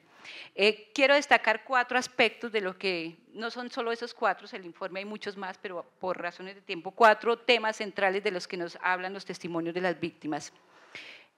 Son memorias del sufrimiento y del dolor. Ese es un punto muy importante, porque ese sufrimiento y ese dolor no tiene la fuerza explicativa de pronto que está en los capítulos precedentes, que se atreve a formular hipótesis de cuáles son las causas, pero tiene el poder de interpelar éticamente a la sociedad. O sea, ese sufrimiento y ese dolor hablan de algo inmoral, de algo inaceptable que sucede en la sociedad colombiana. Y en esos relatos de dolor y sufrimiento se destacan por lo menos 5 tipos de daños. Los daños materiales, o sea, las víctimas siempre están nombrando qué perdieron en términos de sus saberes, de sus teneres, pero esos daños materiales, más que un inventario de activos económicos, se destacan por su fuerza simbólica, es decir, detrás del perder la tierra hay un dolor y hay un sufrimiento, detrás de perder la casa hay una destitución de un lugar, hay una pérdida de un pedazo de la vida. O sea, los activos económicos, los bienes, los enseres tienen una carga simbólica enorme que causan no solo pobreza, sino causan sufrimiento. Hay en los testimonios está muy fuerte el daño moral causado a las víctimas, y ese daño moral está muy asociado a las experiencias de humillación, de devaluación, y esa devaluación no es solamente devaluación por apuestas políticas, es devaluación a veces de creencias religiosas, es devaluación de prácticas culturales, es devaluación incluso de características fenotípicas, ser negro, ser indígena, porque los actores armados se encargaron no solamente de cometer el acto, sino con el acto cerciorarse de qué se quiere destruir, qué se quiere devaluar, qué se quiere humillar. Quisiera leer un segundo testimonio en términos de lo que representa el daño moral. Este es un testimonio en Bojayá, dice: los velorios no los pudimos hacer, sacar su muerto a pasearlo por las calles y enterrarlo. Tocó en bolsas porque no había cómo comprar o hacer los ataúdes y a ninguno se le pudo enterrar como es debido. Las tradiciones de cantarle, rezarle, velarlo, pasearlo por el pueblo, que son nuestras costumbres, ni siquiera los chiquiticos pudimos hacerle nada. Es que ni siquiera llorarlos porque estábamos huyendo para salvarnos los pocos que quedábamos y hasta la enfermedad le puede quedar a uno de no llorar su muerto. Bien, el testimonio del daño moral es muy importante en lo que se refiere a la afectación del buen nombre, de la honra y de la dignidad de las víctimas. Por eso también un reclamo muy fuerte que nos hacen ellas es cómo se limpia el buen nombre y cómo se limpia la reputación afectada de las personas que han fallecido, de las personas que han sido perseguidas por la violencia.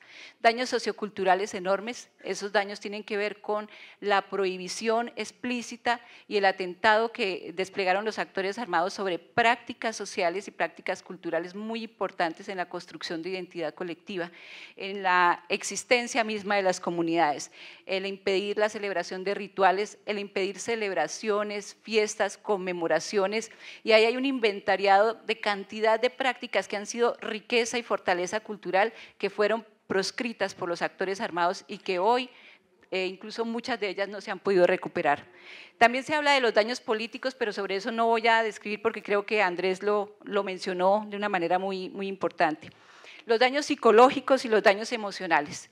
Esos daños psicológicos y emocionales muy asociados a vivencias intensas de terror, no nos extrañaba a nosotros que la gente nos hablara de miedo, de pánico, de insomnio, pues porque eso es lo normal que un ser humano puede sentir en medio de la guerra, pero lo que más nos extrañaba era la presencia del sentimiento de culpa de una manera tan invasiva y tan perturbadora en las víctimas.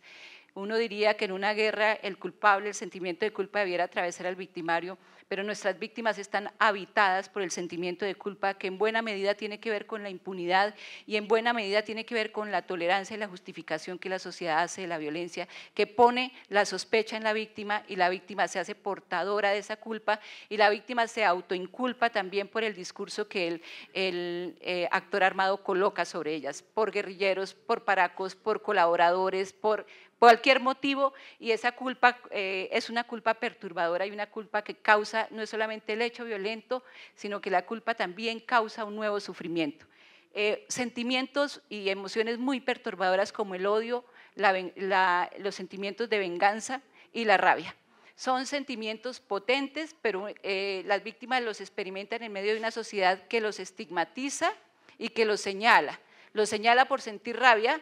Cuando sienten rabia les dicen resentidos, los señalan por tener deseos legítimos de venganza, aunque son solo deseos que no se concretan en prácticas, y esos sentimientos se reprimen y esos sentimientos causan nuevos sufrimientos.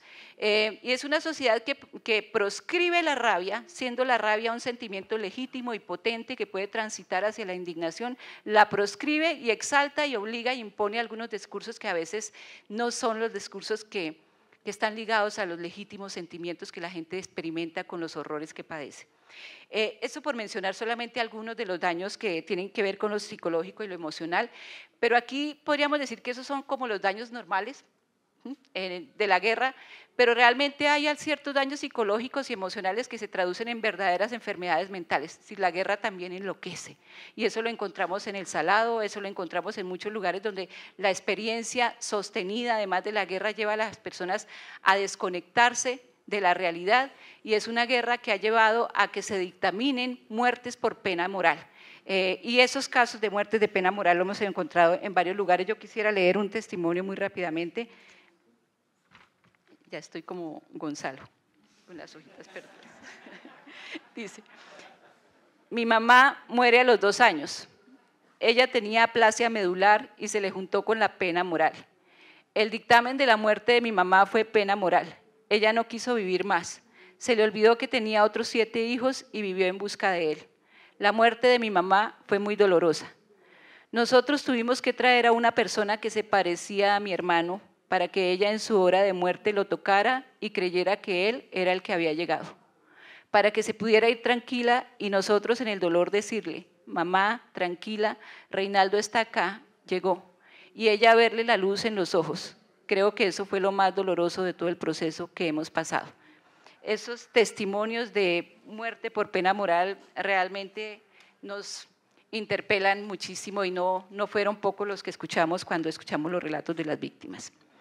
Pero las víctimas no solamente mencionan sufrimientos asociados a los hechos victimizantes, a las modalidades de guerra, sino también un sufrimiento muy claramente asociado a la indolencia social y a la impunidad. Y creo que ese es un punto que también interpela a cuál es la actitud de la sociedad, si es una actitud solidaria de respeto o de rechazo y de mayor estigma que se suma a las acciones de los violentos. Paso muy rápidamente, las víctimas no solamente expresan dolor y sufrimiento, las víctimas también explican lo que ha sucedido y tienen explicaciones potentes para que nosotros podamos entender lo que ha sido la guerra. Solamente dos elementos importantes de lo que en esas memorias se puede contribuir al esclarecimiento histórico. Las víctimas denuncian, en esas denuncias señalan complicidades y las víctimas logran hacer algo que a veces los académicos no podemos hacer, es lo que Teodoro Adorno dice, ponerle rostro al mal y ponerle nombre al mal. El mal deja de ser abstracto en el testimonio de la víctima, el mal deja de llamarse la violencia me causó o la guerra me causó para señalar hombres concretos, portadores de nombres, portadores de intenciones, pertenecientes a grupos, y esa es una versión de las víctimas que es fundamental si queremos esclarecer la verdad y si queremos pasar de las abstracciones que no nos llevan realmente a conseguir por lo menos la justicia. Las víctimas señalaban de manera muy insistente el tema del estigma social y cómo el estigma lo asocian de alguna manera a lo que les pasó. Explico, las víctimas nos decían, por ejemplo, en el Salado, lo que nos pasó porque este fue un pueblo estigmatizado como pueblo guerrillero. Es un estigma que no solamente opera de manera individual para líderes sociales, sino de manera colectiva, y el estigma se convierte en una sentencia y la sentencia se concreta en una práctica de exterminio. Entonces, el poder del estigma y cómo las víctimas padecen el estigma, pero la sociedad mueve los estigmas con mucha flexibilidad y con mucha tranquilidad. En tercer lugar, las víctimas también reclaman, o sea, las víctimas no solamente explican y denuncian, reclaman y aquí plantearía yo dos reclamos muy importantes. Un reclamo de reconocimiento político y social, o sea, es que las víctimas no solamente sufren, las víctimas son actores y sujetos políticos.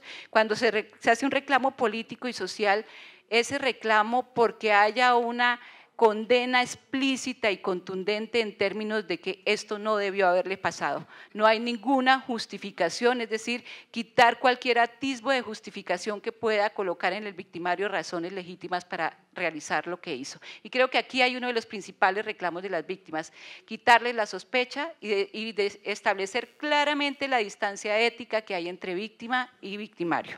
En segundo lugar, hay un reclamo de justicia, que no es solamente un reclamo de justicia jurídica, digamos la justicia que se tramita por la vía de los estrados judiciales, sino una justicia que de alguna manera responda a la que llamamos también impunidad moral. Es una justicia que no lleva solamente a la condena que se hace del criminal, sino a la condena que hay detrás del criminal, en términos de todos esos engranajes políticos y sociales que han permitido, como mencionaba Andrés, que puedan operar los actores armados. Quiero finalizar el cuarto énfasis de los testimonios de las víctimas en algo que nos parece a nosotros sustancial, y es que las víctimas que nos hablaron del horror, del sufrimiento, del dolor, también hablaron del heroicismo, hablaron de la valentía, hablaron de la dignidad y hablaron de la resistencia. Escuchamos relatos hermosísimos, o sea, no solamente son relatos atroces, son relatos hermosos en términos de la capacidad de las víctimas para en medio de situaciones de absoluta inermidad desplegar acciones valerosas como mujeres menudas que se enfrentaban a hombres armados para quitarles a los armados a sus hijos que iban a ser enfilados en grupos armados, mujeres valientes que sacaron cadáveres de los ríos, los cosieron en el intento de resguardar la dignidad de ese cuerpo y los cosieron pensando en otras mujeres que seguramente iban a venir a reclamarlos para que los encontraran en un lugar digno, acciones valerosísimas de mujeres que atendieron heridos, que reconstruyeron cuerpos, que realmente nos llevan a transformar ese concepto de héroe, ¿sí? Para hablar de que las heroínas silenciosas realmente existen en este país y que ese relato de heroicismo, de valentía, de dignidad también es muy importante. Pero las víctimas no solamente hicieron acciones valerosas para sobrevivir, hay muchas acciones elocuentes de las víctimas defendiendo no su propia dignidad, sino la dignidad de otros. Y aquí hay un mensaje que para nosotros es muy importante. Cada vez que la víctima intentaba de alguna manera impedir el designio que el victimario quería imponer, por ejemplo, el exterminio, el anonimato, no solamente se rescata a ella, rescata a su familiar, sino nos rescata a todos nosotros como sociedad. Y ahí está el valor también político y el valor social de las víctimas, así como hay crímenes de lesa humanidad, hay acciones que rescatan el conjunto de la humanidad cuando se rescata un cadáver, cuando se rescata un nombre. Y eso nos parecía muy importante porque esas memorias son muy silenciosas y muy poco reconocidas. Hay un punto muy importante y es la capacidad incluso también de las víctimas para desafiar el poder. Las víctimas desafiaron a veces abiertamente el poder, poniendo en riesgo su propia vida, lograron expulsar a grupos armados de muchos territorios, y, lograron hacer apuestas de verdadera democracia, impidiendo a los actores armados que desplegaran sus intenciones de control sobre la población civil. Finalmente, decirles que las víctimas en sus relatos nos dejan constancias de sus enormes aportes a la memoria del país, con 3 sentidos que aprendimos a leer también de esas experiencias de cantar, bordar, dibujar, muchísimas formas de resguardar la memoria, y esa memoria tenía para 3 sentidos. Por un lado, dignificar a sus seres queridos como un punto muy importante. La memoria también tenía una función muy importante en términos de denunciar, o sea, también la memoria denuncia e intenta garantizar el no olvido, y la memoria como una pedagogía social para las víctimas muy importante, y es que los jóvenes aprendan y la sociedad aprenda de lo que a ellos les pasó, y entonces nos han enseñado también a entender para qué es la memoria y cómo se hace memoria, la utilidad de la memoria desde sus propios esfuerzos. Yo dejo por ahí por el tiempo.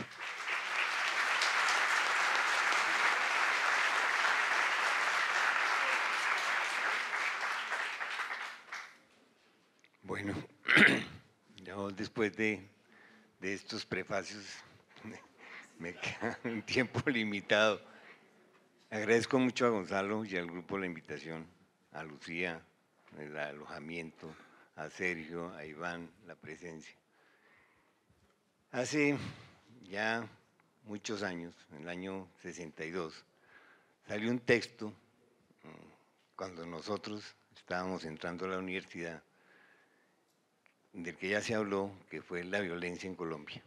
La violencia en Colombia de Monseñor Guzmán, Germán Guzmán, de Orlando Falls y del doctor Umaña Luna, puso el dedo en la llaga en ese momento sobre la violencia.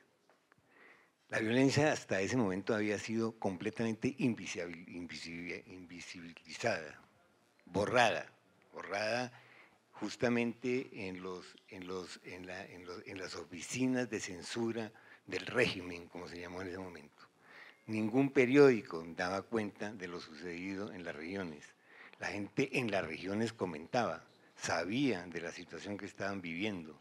Yo recuerdo en Ibagué, con mis primos, que eran de esa zona, cómo los viejos hablaban de la situación en Rovira, en el Líbano, de donde es Gonzalo, de toda la cordillera, cómo mataban, cómo llegaban, en fin. La gente en las regiones sabía, pero el país no sabía, el país ignoraba absolutamente la situación de la violencia. No hablo de los números, hablo de los hechos concretos. Y sobre la colección de testimonios, de información, inclusive de fotografías que teníamos señor Guzmán, que era en ese momento el párroco de Armero, si no estoy equivocado, del Líbano, perdón, y con la ayuda, digamos, intelectual, la colaboración intelectual de Orlando Falls, de Eduardo Umaña y de Camilo Torres. Camilo Torres tuvo mucho que ver, aunque no apareció directamente. Se escribió ese primer tomo de la violencia en Colombia. Fue tan sonoro el caso, fue tan peligroso para el régimen, que contaba Orlando, en la época que salió, fue publicado el libro, el gobierno de Valencia sacó los tanques a la calle, por el peligro de un amotinamiento general, de una revuelta, de una insurrección. Algo de paranoia, naturalmente, pero una paranoia que tenía una culpabilidad, ¿no es cierto?, allí guardada, acumulada. Porque ese libro lo que hizo en realidad fue decir, mire, la violencia entre los años 46 y el año 53 fue fundamentalmente controlada, instigada, protegida por el régimen conservador. Esa fue la denuncia, ¿no es cierto?, a pesar pues, de que mostraba también la reacción del Partido Liberal, la persecución, en fin, todas esas bestialidades que después hemos ido conociendo de lo que sucedió en esa época. En cierta medida, quiero decir con eso que este libro que estamos comentando es como la segunda gran parte de esa gran denuncia que se hizo en los años 50. Ese libro de la violencia creo que tuvo que ver con unos ciertos acuerdos que hubo con el gobierno de Lleras Camargo y que fueron una tregua realmente en la violencia que se estaba viviendo y que se estaba transformando. Porque hay que recordar que hubo en ese momento, unos días después de esa publicación, una historia que ha pasado desapercibida y que constituye, a mi manera de ver, parte del eje de la violencia que hoy conocemos, que es la guerra de Villarrica. Fue en el año 55. Esa guerra, que fue desatada por Rojas Pinilla cuando estaba en una situación que tenía un poco la opinión pública en contra y quería ganar publicidad y quería ganar la posibilidad de ser reelegido, desata la guerra en Villarrica contra los residuos de unos movimientos armados del Tequendama, del sur del Tolima, etc. Y esta gente que huye por los montes, que huye por la cordillera central, se aposenta en el piedemonte llanero, digamos, del sur de Villavicencio desde Villavicencio hacia el sur hasta el Caquetá, sumando la gente del Huila, sumando la gente del Tolima y sumando sobre todo los vínculos o recuperando los vínculos que tenía el Sumapaz y toda la región del Tequendama, un movimiento agrarista con el Cauca y con la ruta de Quintín-Lame. Me parece que esa guerra de Villarrica es un capítulo que viene desde el Cauca, pasa por el sur del Tolima y finalmente se aposenta, llamémoslo así, se inicia lo que hemos llamado la colonización armada en el piedemonte oriental de la cordillera oriental. Esa historia está siendo contada, es en parte contada también ahora con el libro, la gran obra de Basta Ya, porque lo que se ha silenciado son los testimonios de la gente, ha aparecido la verdad oficial, y la verdad oficial tiene sus propios canales, los canales de la prensa, los canales de las informaciones de la policía, de la información del ejército, de las que se filtra las centrales de inteligencia, pero finalmente son noticias oficiales. Todavía, ¿no es cierto?, tenemos que decirlo con claridad, hoy día sigue funcionando esa información oficial. Y esa es, digamos, a mi manera de ver, uno de los más fuertes, más importantes impactos que puede tener Basta Ya, porque es un trabajo de un equipo financiado por el Estado, autorizado por una ley y sin embargo no es una verdad oficial. Me parece que el mayor mérito de ese libro, a pesar del detalle, de la recuperación, de los testimonios, del ordenamiento, de los análisis que ustedes ya oyeron de Andrés, ¿no es cierto?, que tiene varios capítulos en el libro muy agudos, muy detallados, que ojalá, Andrés, llegara un día a juntar el capítulo, digamos, de narraciones estadísticas con el de explicaciones, ¿no? Meter los dos en un mismo saco, porque así tal cual están, ¿no es cierto?, hay una cierta sensación de que una cosa va por un lado y la otra va por el otro. Y esa explicación que hace Andrés, ¿no?, y esa descripción estadística me parece que es, digamos, la artillería pesada del libro, ¿no? Los testimonios son el colorido, son la fuerza, los testimonios tiran al centro del corazón que tan abandonado tenemos.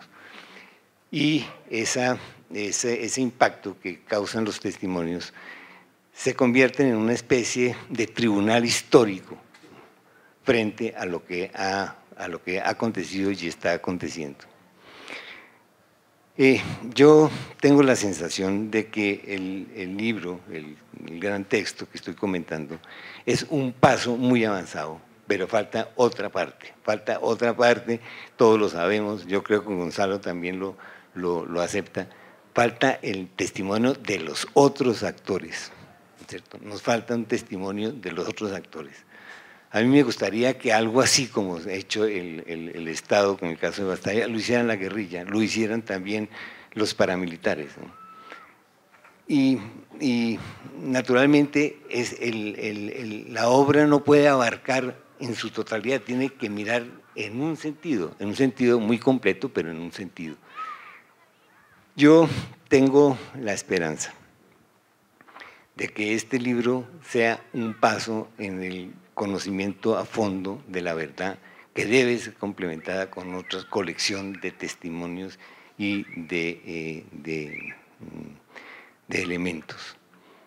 Hay una frase en uno de los primeros capítulos, tal vez en la presentación, que para mí se constituye un poco la clave de la función de la memoria. ¿Cuál es la función de la memoria? La función de la memoria es fundamentalmente resistir, la resistencia. Uno lo ve, seguramente Marta lo ha visto, cuando uno lleva los testimonios a las comunidades de donde salieron. Funcionan como un espejo, la gente se reconoce en esos testimonios, se ve, se entiende, se comprende, se justifica, ¿cierto? Se duele naturalmente, pero se duele de una manera, llamémoslo así, militante, activa, ¿no? Creo que esa es la frase que usa el libro, la memoria militante. Ese concepto de memoria militante, de resistencia, es, a mi manera de ver, el gran mérito del libro. Mil gracias, Gonzalo, mil gracias al equipo por esa obra maravillosa, ese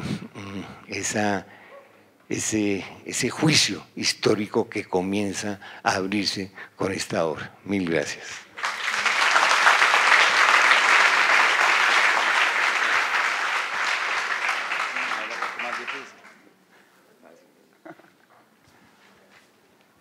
En primer lugar, me corresponde la parte más difícil. No, ni tan difícil. En primer lugar, agradecer a Gonzalo, a Marta Nubia, a Andrés, a Alfredo Molano, a todo el equipo que hizo parte como del desarrollo, la investigación y la redacción de este informe. Basta ya, Memorias de Guerra y Dignidad. Quiero iniciar un poco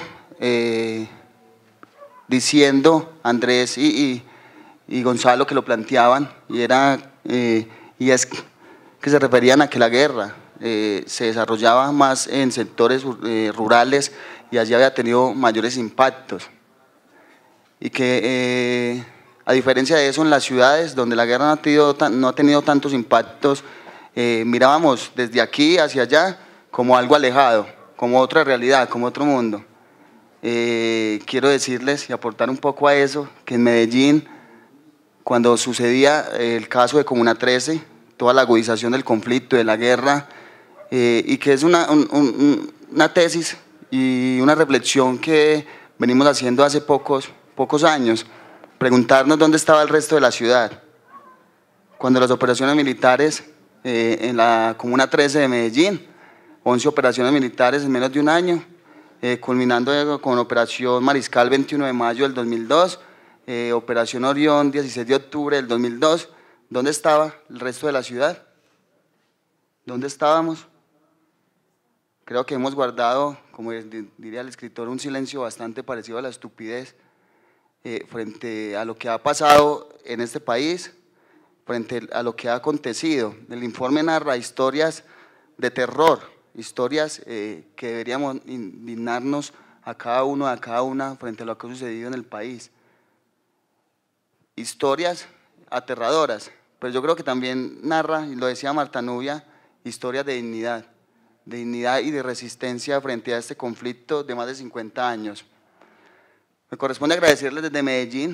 Yo hice parte del desarrollo de la investigación en Comuna 13, memoria, la huella invisible de la guerra, desplazamiento forzado interurbano en la Comuna 13 de Medellín, caso emblemático. Y ahora, luego de lo que digo, me pregunto también dónde estábamos los habitantes de la Comuna 13 frente a la crueldad de la guerra, frente a lo que sucedió allí. Si bien el 21 de mayo se desarrollan unas acciones puntuales frente a la contención de las operaciones militares, al 16 de octubre ya no fueron posibles realizarlas. Y lo digo porque luego del desarrollo, de que nos acercamos con Corporación Región y el Centro de Memoria Histórica, hoy Centro Nacional de Memoria Histórica, a conocer qué había pasado, yo como habitante de la Comuna 13 me doy cuenta de la crueldad de la guerra, ¿cierto? En 20 años, 10 años de hegemonía miliciana, 10 años, ya 11 hasta hoy, hasta este año, en 20 años, una comunidad siendo victimizada, ¿cierto? Desde diferentes lugares. Me di cuenta del impacto que había tenido la guerra allí, la magnitud del impacto. Uno de ellos es el desplazamiento masivo, que es el caso emblemático, 19 de junio del 2002, donde más de 700 familias salen desplazadas del barrio Alto del Salado, y que un poco da la ruta, pero que esa es la puerta de entrada para el centro, y que de ahí se desprenden otros temas y que de ahí se desprenden otras situaciones que se ahondaron, que se estudiaron y que dan cuenta de la magnitud. Más de 2.000 desplazadas, familias desplazadas, personas desplazadas, más de 1.500 homicidios en solo un año. Y que un poco, hoy que están en Medellín, hace algunos meses estaban en Bogotá socializando con todas las víctimas de los diferentes casos emblemáticos, de los diferentes municipios, departamentos del Salado, de Segovia, Remedios, de San Carlos, y conversando al calor de un café,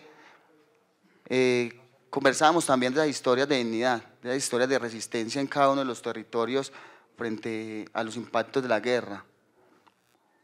Hoy en Medellín se socializa, la tarea, yo creo, Alfredo Molano lo decía, es un principio, es el inicio del camino. Ahora nos toca emprender otro, y el informe dice basta ya, pero no basta ya el conflicto, no basta ya la guerra, basta ya también a esta indiferencia, a este silencio que nos ha mantenido aislados frente a lo que ha acontecido en este país. Y es una abrebocas, es un poco, es el inicio para acercarnos a conocer el real impacto de la guerra en nuestros territorios, a nuestras familias, a nuestros amigos, vecinos, a nuestras instituciones, a nuestras organizaciones. Es el inicio de un nuevo camino que tenemos que empezar a construir todos. Ya se ha dicho en todo este proceso de negociación, en Cuba se está firmando un acuerdo, y es el fin del cese de hostilidades, no es la paz. La paz nos corresponde a nosotros, aquí, en cada uno de nuestros territorios, de nuestros barrios, desde cada uno, desde nuestro quehacer y desde el interior. Ahí está donde debemos emprender este camino.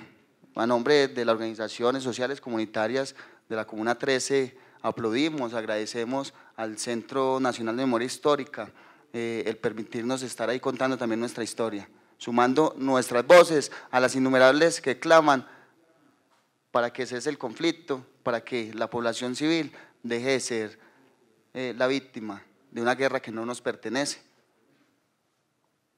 de una guerra absurda que no nos pertenece. No, finalmente agradecer a Marta Nubia, al equipo del Centro de Memoria, al permitirnos estar allí, estar contando también nuestra historia. Ahora venimos avanzando, también contando otras historias, desde Cuéntala 13 ORG, desde muchos procesos organizativos en la Comuna 13, en Medellín, que hoy quieren apostarle a esa memoria desde abajo, a esa memoria que tiene que también aportar un poco a la transformación social, cultural y política. Ya lo decía Alfredo, la memoria es resistencia, y eso estamos haciendo en Medellín, en la Comuna 13 y en los diferentes territorios de la ciudad. Muchas gracias.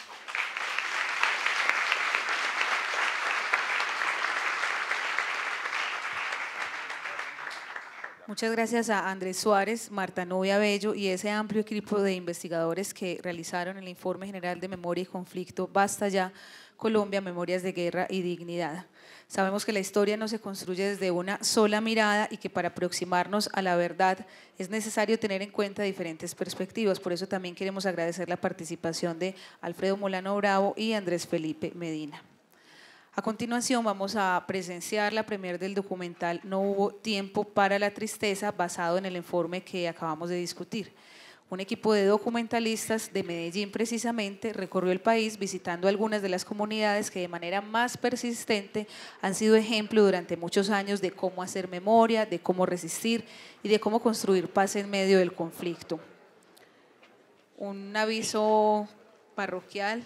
El documental se va a presentar también en exteriores y en las afueras, en el hall del auditorio. Vamos a estar entregando boletas para la programación cultural que sigue acá en Medellín. El próximo martes 26 a las 7 de la noche se va a presentar el recital escénico María Varilla en el Teatro Pablo Tobón Uribe. Así que afuera ustedes podrán reclamar sus boletas. Invitamos al escenario al director de este documental, Jorge Mario Betancourt. Muchas gracias por esta invitación. En nombre del equipo de trabajo que realizó este documental, quiero hacer una pequeña reflexión, porque si bien nosotros llevamos alrededor de 20 años haciendo trabajos de todo tipo, este en especial nos marcó muchísimo porque nos permitió ver con un recorrido y un panorama general lo que ha ocurrido en nuestro país. Un país que ha sufrido la desgracia de la guerra y que, escucha, y que ha hecho 1000 intentos y ha tratado de salir de 1000 maneras de ella, pero sigue todavía en esa encrucijada. Yo no soy muy bueno para improvisar ni para hablar, y por eso a partir del video y de nuestro trabajo me voy a permitir leerles una pequeña reflexión que hicimos antes de presentar el trabajo. El trabajo es de 1 hora 7 minutos. Lo hicimos fundamentalmente, como ya lo ha dicho Catalina, a partir del informe. No es un trabajo fácil, es un trabajo que nos costó muchísimo porque volver en formato audiovisual un trabajo de esta magnitud no es sencillo. Les pido paciencia y comprensión en ese sentido. Tratamos de dar cuenta de un panorama general, y los panoramas generales siempre dejan muchas puertas abiertas, muchas inquietudes, muchas preguntas que de seguro se van a resolver con nuevos trabajos. Entonces, permítanme, leo lo que les decía. El estado continuo de guerra en nuestro país, presente desde tiempos inmemoriales, con escasos momentos de paz y tranquilidad, nos ha convertido en un país de perdedores. Cuando un colombiano mata o desaparece a otro colombiano, no solo acaba con una vida en construcción, sino que además genera una pérdida de energía en todos, un desasosiego general. Este documental, No hubo tiempo para la tristeza, es una constancia más entre miles de relatos de esta pérdida en vidas propiciada por mercenarios de toda laya, cegados por ambiciones y guerras, de crueldades insospechadas, infames, que han hecho de Colombia un paraíso en llamas. Se cuentan por millones las víctimas directas de este horror que yo diría nos amarga la vida a todos.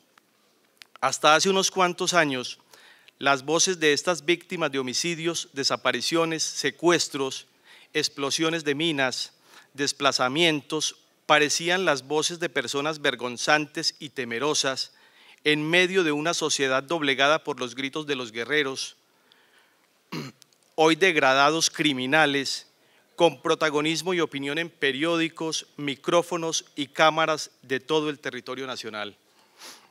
Por fortuna, una nueva ruta emerge en la continuidad del país, inspirados en una ética ciudadana de respeto a la vida. Día a día, hombres y mujeres de todas las condiciones sociales y políticas han entendido que llegó la hora de poner la casa en orden. Es el tiempo de escuchar con respeto lo que millones de colombianos víctimas del conflicto armado tienen para decir, de pasar del silencio a la palabra, al relato de las víctimas. Es hora de que en los diarios, los noticieros de la televisión, el cine, los videos, la literatura, las investigaciones sociales y en las políticas públicas del Estado afloren la memoria viva de estas personas, su dolor, sus tragedias, sus sueños. Por años hemos mantenido en el olvido, por miedo quizás, el viacrucis de millones de colombianos. Somos una sociedad que debe recuperar la conversación y en especial la capacidad de escuchar. Estos tiempos son una buena oportunidad para entender qué nos ha pasado, qué está pasando y cómo podemos darle la vuelta a la página de esta tragedia que ha llenado de luto a las familias colombianas. Es tiempo propicio para reflexionar sobre las memorias de las violencias y los conflictos a partir del arte y las ciencias sociales, aún en medio del conflicto. Es hora de darle altura a los testimonios de las víctimas, que en el fondo somos todos, de hacer memoria, de dejar constancia para no repetir ni permitir que el país siga siendo un territorio bañado en sangre. A todos nos incumbe participar desde nuestros oficios y profesiones en la reconstrucción histórica de la violencia en la sociedad colombiana. A todos nos incumbe develar la verdad y esclarecer los hechos que han hecho víctimas a millones de personas de nuestro país. A todos nos incumbe la superación de la violencia. A todos nos incumbe la reparación y la dignificación de las víctimas. A todos nos incumbe aportar en el proceso de sanación de las heridas de la guerra para no olvidarla y para no repetirla nunca, jamás. Buenas noches.